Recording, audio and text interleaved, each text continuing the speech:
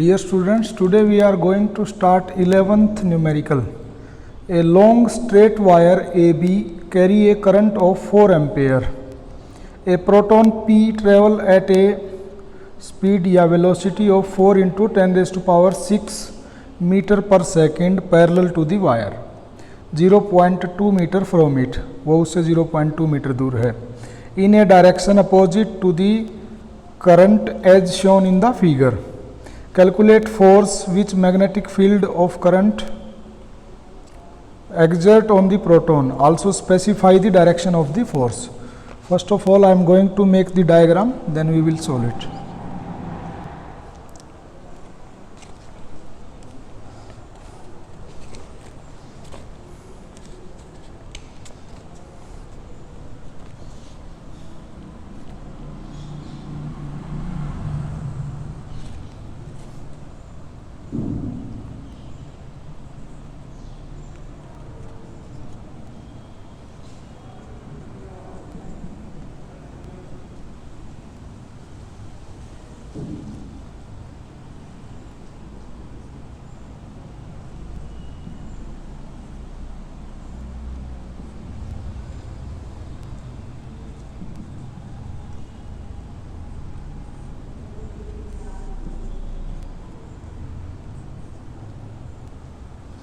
ये एक AB wire है. इस वायर में से करंट फ्लो होता है. अब इसमें से अगर करंट फ्लो होगा तो ये अपने चारों तरफ मैग्नेटिक फील्ड भी बनाएगा. अब ये दूसरा एक proton means this is a charge which is moving. अब इसकी वजह से यहाँ पे मैग्नेटिक फील्ड बनेगा and this charge is moving in this magnetic field. That's while this charge will feel the force exerted by this magnetic field. तो सबसे पहले हमें क्या करना पड़ेगा, ये जो वायर है इसकी वजह से यहाँ पे मैग्नेटिक फील्ड निकालना पड़ेगा. तो वायर की वजह से मैग्नेटिक फील्ड में निकालना आता है mu naught upon 4 pi into में 2i divided by r. Mu naught upon 4 pi तो कॉन्स्टेंट है, तो i इसके अंदर करंट की जो वैल्यू है वो पुट कर देंगे. रेडियल डिस्टेंस ये 0.2 है, ये पुट कर देंगे तो यहाँ पे मैग्नेटिक फील्ड आ जाएगा. उसकी डायरेक्शन क्या होगी, राइट हैंड रूल क्या कहता है, जिस डायरेक्शन में ये करंट है, ये थंब ऐसे गया तो ये मैग्नेटिक फील्ड की डायरेक्शन होगी. तो ये इस प्लेन पे जो मैग्नेटिक फील्ड होगा वो होगा normal to this plane and inward. तो ये ऐसे इस डायरेक्शन में मैग्नेटिक फील्ड होगा और डाउनवर्ड डायरेक्शन में प्रोटॉन मूव करता है तो परपेंडिकुलर टू दैट फील्ड. तो इसके ऊपर जो फोर्स लगेगा वो निकालना है. तो first of all current in the conductor AB is given 4 ampere. Velocity of this proton is given 4 into 10 raised to power 6 meter per second. और ये रेडियल डिस्टेंस जो है 0.2 मीटर है.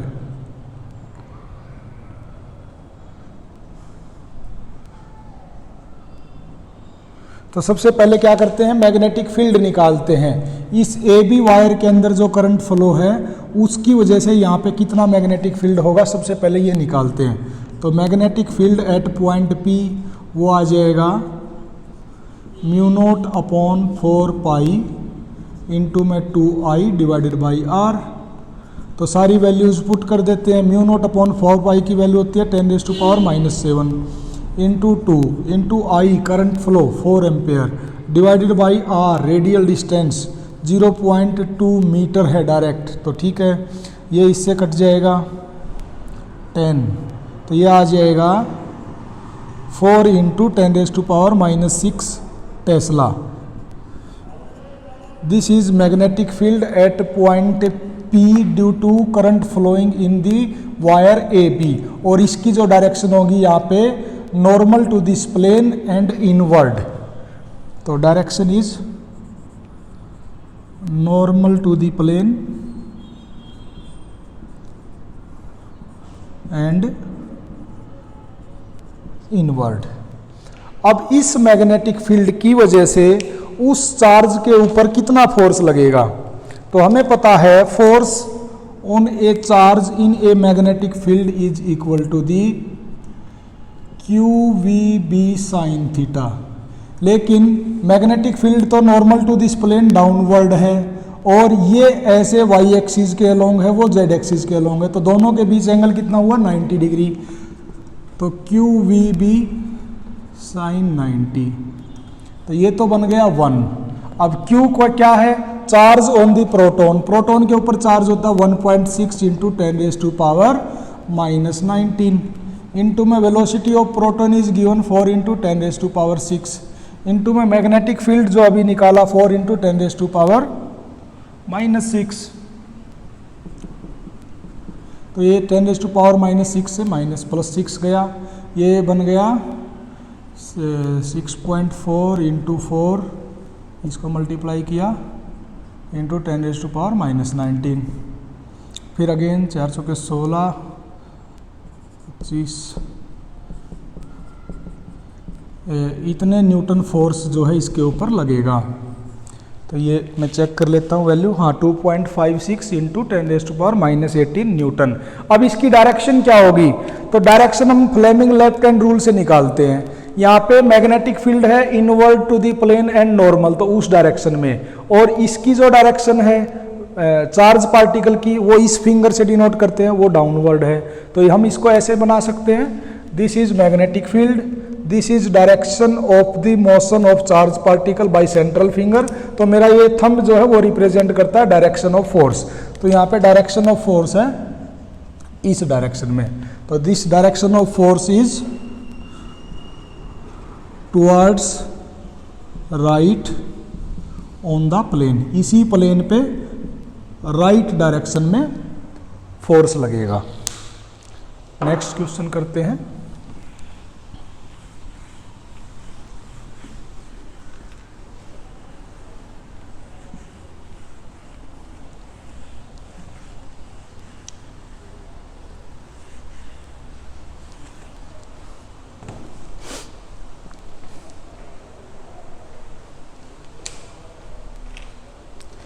Now we are going to solve question number 12. An electron moving horizontally with a velocity of 4 into 10⁻⁴ meter per second enters a region of uniform magnetic field of 10⁻⁻5 Tesla, acting vertically downward as shown in the figure. Draw its trajectory and find out the time it take to come out of the region of the magnetic field.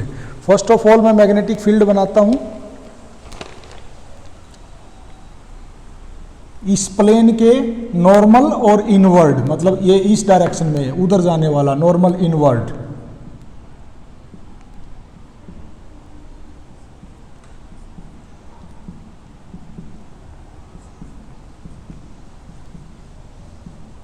This is representing magnetic field, और जो electron है वो इसके अंदर inter करता है, वो जो इलेक्ट्रॉन इंटर करता है वो हॉरिजॉन्टल डायरेक्शन में इसके अंदर इंटर करता है। This is direction of motion of electron. अब यहां पर सबसे पहले ये बताना है ट्रांजैक्टरी, मतलब इसका क्या पाथ होगा। अब देखो मैग्नेटिक फील्ड हम इस अपनी मास्टर फिंगर से रिप्रेजेंट करते हैं। मैग्नेटिक फील्ड तो normal to the plane and inward है। Direction of motion of charge particle इस फिंगर से रिप्रेजेंट करते हैं, तो चार्ज पार्टिकल इस डायरेक्शन में आया, इस फिंगर से डिनोट किया। तो ये फिंगर हमारी क्या रिप्रेजेंट करती है, दिस फिंगर या this thumb represent the direction of the force exerted by the magnetic field on the charge particle. तो इस सिचुएशन में इसके ऊपर फोर्स क्या लगेगा, अपवर्ड डायरेक्शन में लगेगा। इसलिए जब ये अपनी ओरिजिनल वेलोसिटी के साथ इंटर करेगा, इंटर करते ही इसके ऊपर magnetic field force upward direction में लगाएगा, जिसकी वजह से ये लगातार ऐसे बैंड होते होते इधर से बाहर निकल जाएगा। तो this will become semi circle and it will come out like this. तो this is path followed by the charge particle. अब नेक्स्ट इसमें क्या निकालना है, रेडियस ऑफ द चार्ज। ये जो इसने जिस रास्ते से ये गया, ये जो सर्कुलर पाथ है, इसकी रेडियस निकालनी है। अब हम इस तरह के कॉन्सेप्ट में क्या करते हैं कि जब भी कोई सर्कुलर मोशन होता है तो एक सेंट्रीफ्यूगल फोर्स जनरेट होता है, and that centrifugal force will be equal to the force exerted by magnetic field in equilibrium condition. तो हम क्या लिख सकते हैं,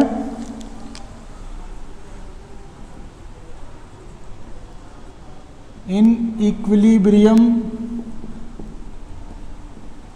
condition centrifugal force mv² upon r is equal to force exerted by magnetic field q into V into B. तो यहां से इसने रेडियस अगर पूछी है तो रेडियस क्या आ जाएगी, ये v से v cancel, mv divided by Q B is equal to r। तो this will be the radius of the charge particle. अब इसकी अगर मैग्नीट्यूड वाइज वैल्यू निकालनी है तो कैसे निकाल सकते हैं, सारी वैल्यूज पुट कर देते हैं। An electron moving horizontally with a velocity of, velocity is given, velocity is 4 into 10⁴ metre per second. Mass of electron we all know 9.1 into 10⁻³ kg divided by charge on one electron 1.6 into 10⁻⁻19 coulomb into में magnetic field की strength दे रखी है 10⁻⁻5 Tesla. तो यहां से जो radius आएगी इन सब को कैलकुलेट करने के बाद वो आएगी 22.75 into 10⁻³ metre.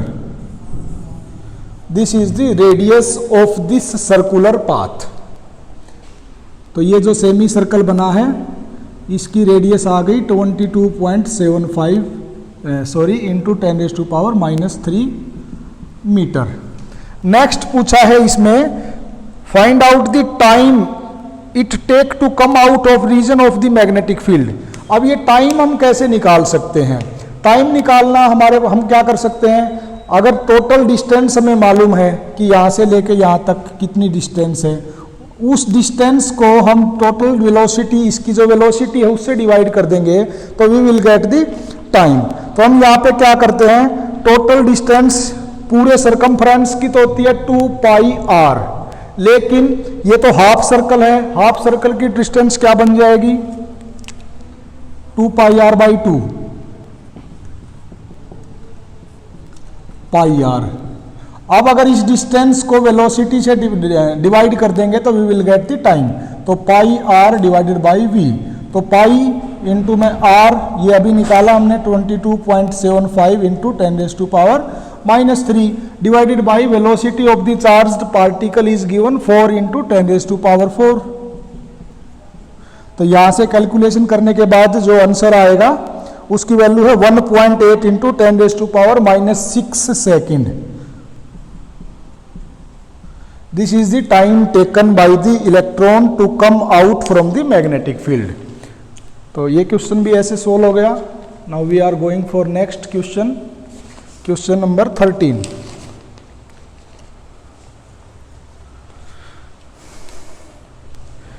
Figure shows a rectangular current carrying loop placed 2 centimeter away from a long straight current carrying conductor.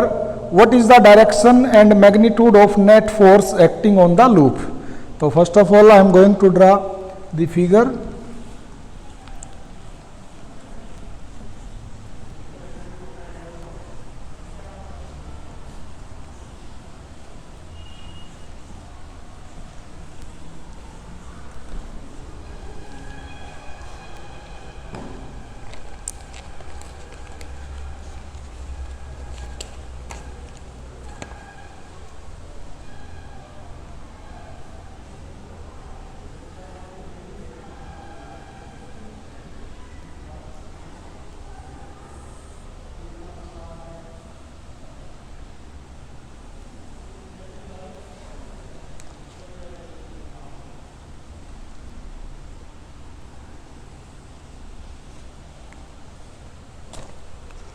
एक ये रेक्टेंगुलर क्वाइल है और एक ये वायर है। ये क्वाइल की लेंथ एंड विड्थ गिवन है।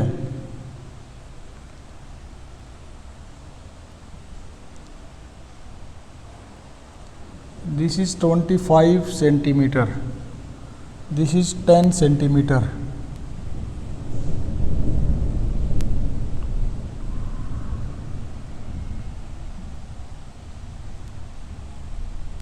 और इसके अंदर जो करंट है वो 15 एम्पियर है।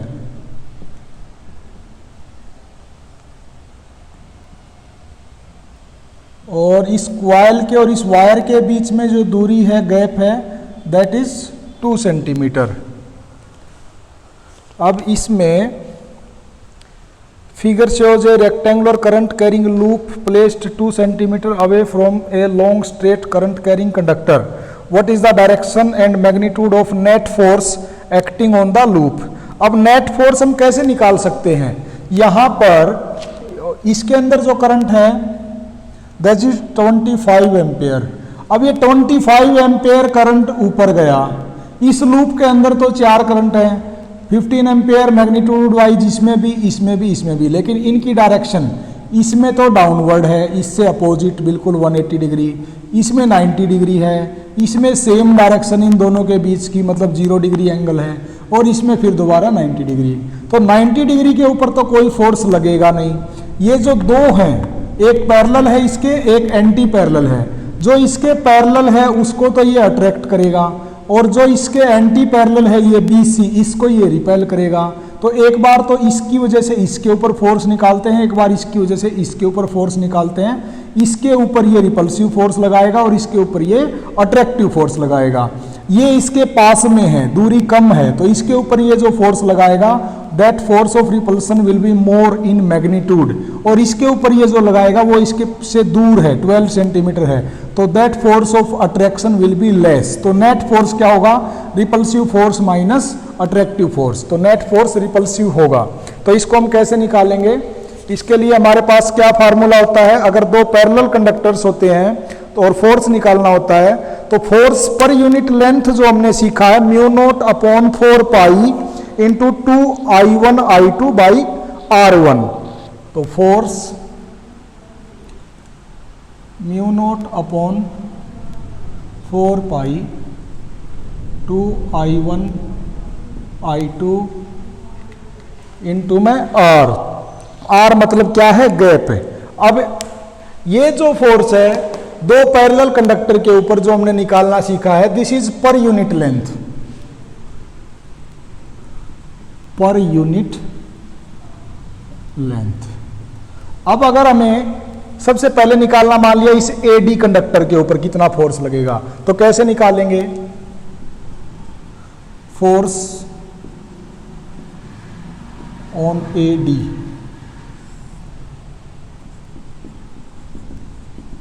म्यू नॉट अपॉन 4 पाई 2 इंटू I1 का मतलब इसके ऊपर कितना करंट है, इसके अंदर तो करंट है 15 ampere.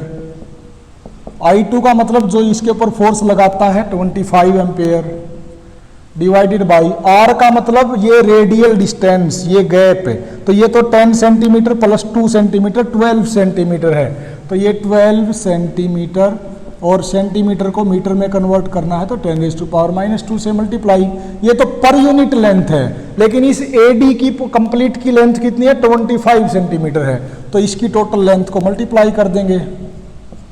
This is the force exerted by the conductor on the AD link. ये आ गया। अब इसका मैग्नीट्यूड वाइज कुछ वैल्यू आएगी। ऐसे ही हम फोर्स इसके ऊपर निकालते हैं BC के ऊपर। अब ये BC तो अपोजिट डायरेक्शन में करंट फ्लो करता है, और इसके अंदर सेम डायरेक्शन में है, जिस डायरेक्शन में इसमें है उसी डायरेक्शन में इसमें है, तो this is attractive in nature. Second force निकालते हैं अब, फोर्स ऑन BC। ये आ जाएगा mu naught upon 4 pi 2 into I1 I2 divided by R। This is per unit length. Total निकालना है तो मल्टीप्लाई में लेंथ भी कर देंगे BC की। तो सारी वैल्यूज पुट कर देते हैं। Mu naught upon 4 pi into में 2 इंटू में I1 I2 मतलब 15 इंटू 25। अब ये गैप जो है रेडियल डिस्टेंस अब सिर्फ 2 सेंटीमीटर लेनी है। 2 सेंटीमीटर मतलब 2 इंटू 10⁻⁻² मीटर में कन्वर्ट कर लिया। और BC इसकी लेंथ क्या है? BC की 25 सेंटीमीटर, तो 25 into 10⁻⁻²। This is repulsive in nature. तो नेट फोर्स कितना बन जाएगा? अब इन दोनों में हम देख सकते हैं, इसके नीचे तो 12 इंटू 10⁻⁻2 और इसके नीचे 2, तो ये जो आएगा ये बड़ा आएगा, ये छोटा आएगा। तो net force this repulsive minus this attractive, net force μ0/4 pi into 2 into this one I1 into I2 divided by 2 into 10⁻⁻2 into 25 minus 10⁻⁻2, और इसमें से माइनस करना है ये वाला μ0/4 pi into 2 into 15 into 25 divided by 12 into 10⁻⁻2 into 25 into 10⁻⁻2। अब इनमें जो जो कॉमन है उसको ले लेते हैं। एक तो μ0/4 पाई है, 2 इंटू 15 इंटू 25 दोनों में है, उसको भी ले लेते हैं। ये 10⁻⁻2 इसका भी और इसका भी, ये तो यहीं पे कैंसिल कर देते हैं।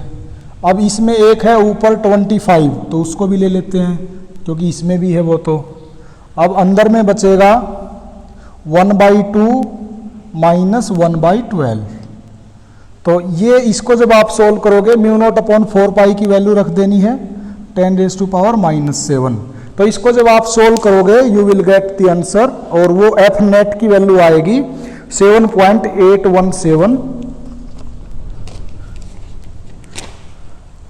7.8175 into 10⁻⁻4 Newton repulsive in nature. क्योंकि रिपल्सिव फोर्स, ये जो दो फोर्स आपने निकाले हैं उसका मैग्नीट्यूड ज्यादा था, इसलिए नेट फोर्स भी रिपल्सिव होगा nature wise. Now we are going to solve question number 14।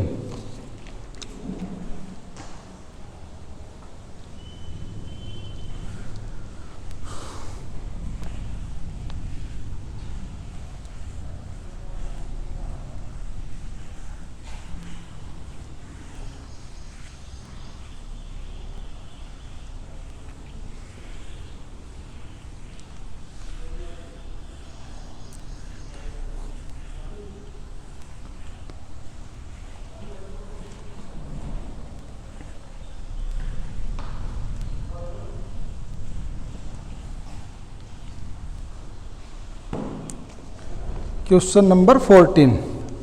A square shaped plane coil of area 100 centimeter square of 200 turns carries a steady current of 5 ampere. It is placed in a uniform magnetic field of 0.2 Tesla acting perpendicular to the plane of the coil. Calculate torque acting on the coil when its plane make an angle of 60 degree with the direction of the field.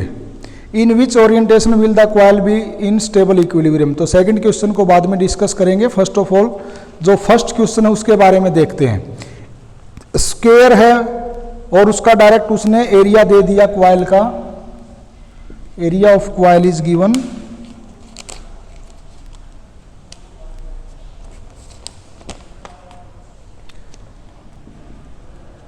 100 centimetre square. अगर इसको metre में convert करना है तो 100 into 10⁻⁻4, क्योंकि 1 centimetre में 10⁻⁻2 metre होते हैं, तो दिस बिकम मीटर स्क्वायर। इसके अंदर जो नंबर ऑफ टर्न्स हैं 200 है, तो number of turns is 200। Current flow जो है वो है 5 एम्पियर। मैग्नेटिक फील्ड जिसके अंदर इसको रखा गया है वो है 0.2 tesla acting perpendicular to the plane of the coil. Calculate torque acting on the coil when it is plane make an angle of 60 degree. अब ये याद रखना, ये प्लेन के द्वारा बनाया गया एंगल है विद द मैग्नेटिक फील्ड, उसको तो लेते हैं हम थीटा, वो थीटा गिवन है 60 डिग्री। और जो अल्फा एंगल होता है वो होता है प्लेन के नॉर्मल के द्वारा मैग्नेटिक फील्ड के ऊपर बनाया गया एंगल, उसको हम बोलते हैं अल्फा, और वो अल्फा होता है 90 माइनस थीटा के बराबर। तो यहाँ पे 90 माइनस 60 क्या बन जाएगा, 30 डिग्री बन जाएगा। अब ये टॉर्क निकालना है, तो ये टॉर्क को हम कैसे निकाल सकते हैं? टॉर्क का डायरेक्ट हमारे पास फार्मूला है m क्रॉस b, और m क्या होता है, NIA, मैग्नेटिक मोमेंट। तो torque is m cross b, where m is NIA, magnetic dipole moment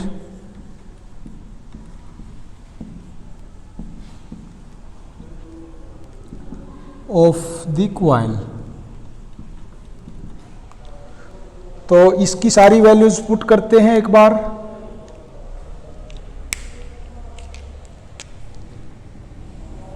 अब यहां पे torque is equal to m cross b को क्या लिख सकते हैं, एम बी साइन अल्फा। याद रखना ये अल्फा है, उसने गिवन थीटा था, तो m की वैल्यू होती है NIA b साइन अल्फा। तो नंबर ऑफ टर्न्स गिवन है 200, I गिवन है 5 ampere, area of cross section 100 centimetre square था, इसको हमने मीटर स्क्वायर में कन्वर्ट किया तो 10⁻⁻² बचा। इनटू में magnetic field B 0.2 Tesla, already in SI unit. Sine alpha, alpha की वैल्यू 30 डिग्री बन गई, तो साइन 30, तो ये बन गया 200 into 5 into 10⁻⁻² into 0.2 into sine 30 का मतलब 1/2। तो ये 1/2 से ये गया 0.1, 0.1 की वजह से एक जीरो इसकी गई, तो ये बन गया 20 पंजे 100 गुना 10⁻⁻² मतलब 1। और ये टॉर्क निकाला है, तो टॉर्क की यूनिट होती है न्यूटन मीटर, तो torque is equal to 1 newton metre. Next question ये पूछा है कि ये क्वाइल स्टेबल इक्विलिब्रियम में कब होगी। स्टेबल इक्विलिब्रियम का मतलब इसके ऊपर कोई भी टॉर्क नहीं लगे। टॉर्क इसके ऊपर, टॉर्क की वैल्यू 0 कब हो सकती है, जब ये अल्फा की वैल्यू 0 हो। अल्फा की वैल्यू 0 का मतलब क्या है, अल्फा की वैल्यू 0 का मतलब ये है जिस डायरेक्शन में मैग्नेटिक फील्ड है उसी डायरेक्शन में अगर नॉर्मल टू दी क्वाइल भी बन जाए। तो नॉर्मल टू दी क्वाइल मान लिया दिस इज क्वाइल, ये क्वाइल रेक्टेंगुलर क्वाइल का एक सरफेस है। अब इसके ऊपर नॉर्मल तो ये होता है, अगर डायरेक्शन ऑफ मैग्नेटिक फील्ड ये है तो इसके नॉर्मल की डायरेक्शन भी यही होनी चाहिए। तो इसका मतलब ये जो प्लेन ऑफ क्वाइल है वो इस मैग्नेटिक फील्ड के क्या बन गया, परपेंडिकुलर, और normal to the plane of the coil इसके साथ 0 डिग्री एंगल बनाता है। तो टॉर्क 0 कब होगा, या फिर उसको बोलो इक्विलिब्रियम कंडीशन कब होगी, when plane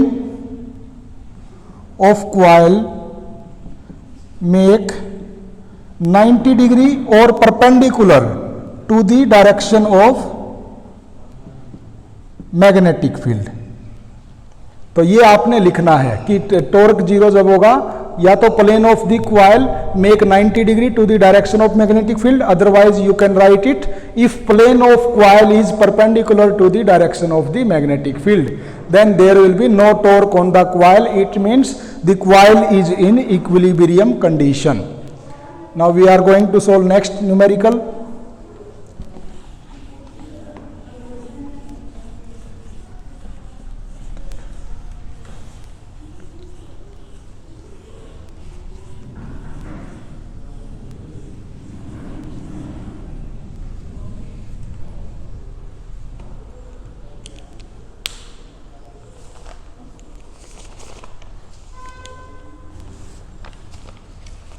Okay.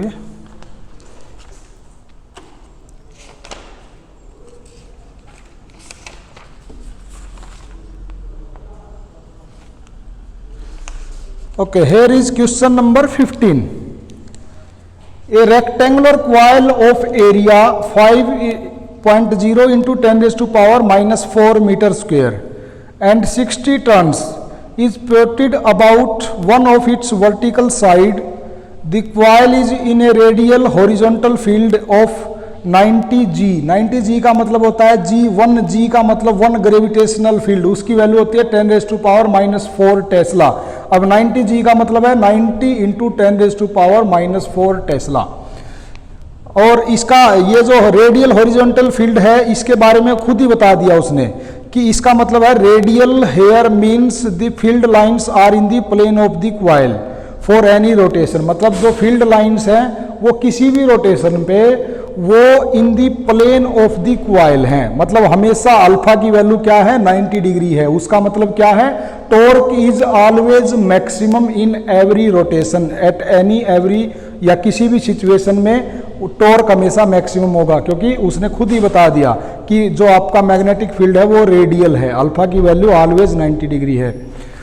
तो फिर पूछा है what is the torsional constant of the hair spring. जो स्प्रिंग होता है गैल्वेनोमीटर में नीचे उसका कांस्टेंट की वैल्यू के की वैल्यू निकालनी है connected to the coil if current of 2.0 milli ampere produce an angular deflection of 18 degree. तो गिवन डाटा मैं पहले लिखता हूं।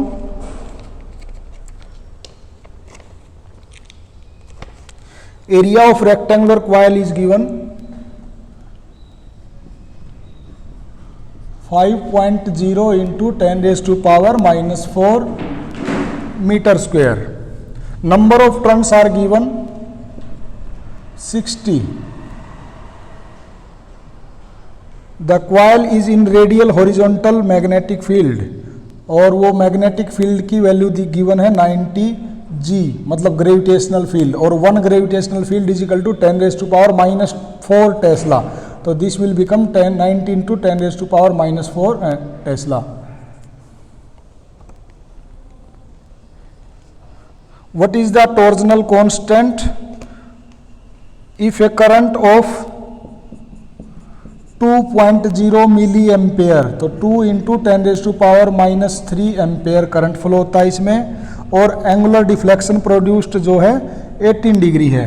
अब जब इसके ऊपर टॉर्क मैक्सिमम होता है उस सिचुएशन में हम क्या लिखते हैं, restoring torque is equal to twisting torque, और ट्विस्टिंग टॉर्क की वैल्यू होती है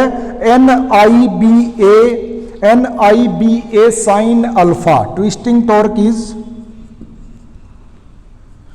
twisting torque NIBA sine alpha. और इसके बराबर कौन होता है, इसके बराबर रिस्टोरिंग टॉर्क होता है जो उस गैल्वेनोमीटर में नीचे वाला स्प्रिंग प्रोवाइड करता है। लेकिन यहाँ पे उसने खुद ही बोला है रेडियल मैग्नेटिक फील्ड, तो रेडियल मैग्नेटिक फील्ड की वजह से डायरेक्टली हम लोग अल्फा की वैल्यू तो क्या ले लेंगे 90 degree for radial magnetic field, alpha is equal to 90 degree. तो यहां से ट्विस्टिंग टॉर्क कितना बचा, twisting torque is equal to NIBA sine 90, this is 1, तो दिस इज NIBA।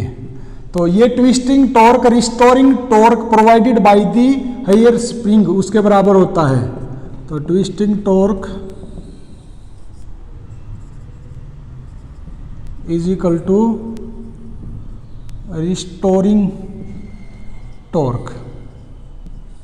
तो ये तो है NIBA, और रिस्टोरिंग टॉर्क होता है स्प्रिंग कांस्टेंट इनटू में deflection in the spring K into में थीटा। तो यहां से K की वैल्यू क्या आ जाएगी NIBA डिवाइडेड बाई थीटा। अब सारी वैल्यूज पुट कर देते हैं।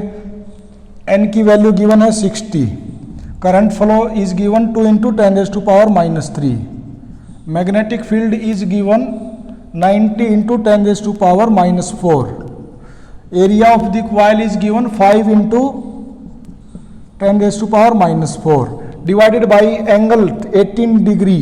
देखो यहाँ पे एंगल 18 डिग्री दिया है, वैसे जब भी आप कैलकुलेशन करो उसको रेडियन में कन्वर्ट करके करना है, लेकिन यहाँ पे अगर ना भी करोगे तो आपका काम चल सकता है।